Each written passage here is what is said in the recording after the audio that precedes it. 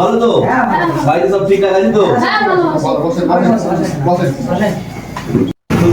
গ্রামে এলাম বুঝতে অনেকদিন পরে, বুঝতেই পারছি বড় আশা করে এসেছি তোর কাছে। ভোটটা আমাকে ভাই তোকে দিতেই হবে। বুঝতে পারছি আপনি তো এই সময় আছেন, মানে হ্যাঁ ভোটের জন্য অবশ্যই সাপোর্ট করবো।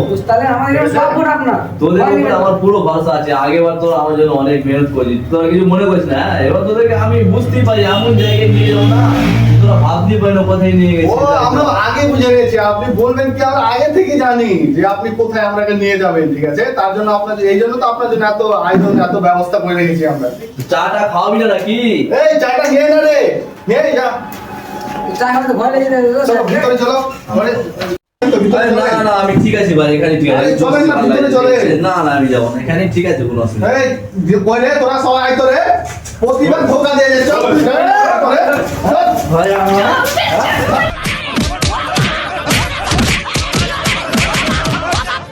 ও বাবা,